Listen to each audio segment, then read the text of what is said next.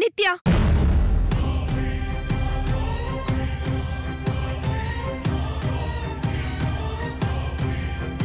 ఏంటి నిత్య ఇది? నువ్వేం చేస్తున్నావో నీకు తెలుస్తుందా? మా ఆయన నీకు దక్కలేదని ప్రతీకారం తీర్చుకునే సమయం ఇదా?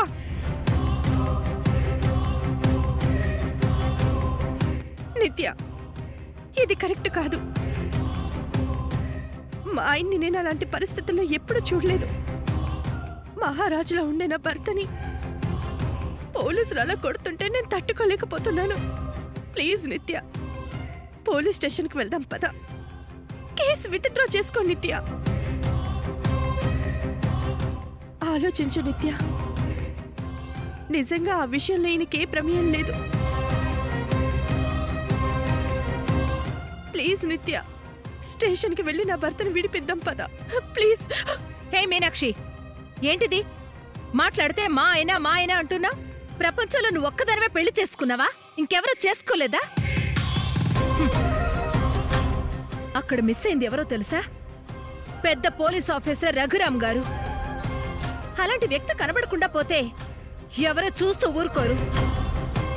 నిజం బయటకొచ్చే వరకు ఇన్వెస్టిగేషన్ చేస్తారు. ప్లీజ్ నిత్య, అలా మాట్లాడుకో. నువ్వు కక్ష తీర్చుకునే సమయం ఇది కాదు. అర్థం చేసుకో నిత్య. రామ్ కనపడకపోవడానికి నా భర్తకి ఎలాంటి సంబంధం లేదు. రా నిత్య, వెళ్ళి నా భర్తది ఏ తప్పు లేదని సంతకం పెట్టు. స్టేషన్ నుండి బయటకు తీసుకొద్దాంరా. ఎంతసేపు నా మొగుడు అంటావేంటి మీనాక్షి? కనబడకుండా పోయింది నిన్ను ప్రేమించి ఆ ప్రేమను త్యాగం చేసి నీ జీవితాన్ని నిలబెట్టిన రామ్ గారు. తను కనపడ్డం లేదనే టెన్షన్ నీలో కొంచెం కూడా కనిపించడం లేదు. ఉంది నిత్య, రామ్ కనపడట్లేదని బాధ నాకు కూడా ఉంది.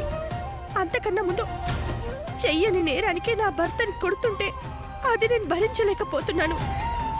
రామ్ ఎక్కడికి వెళ్ళండి నిత్య, వస్తాడు.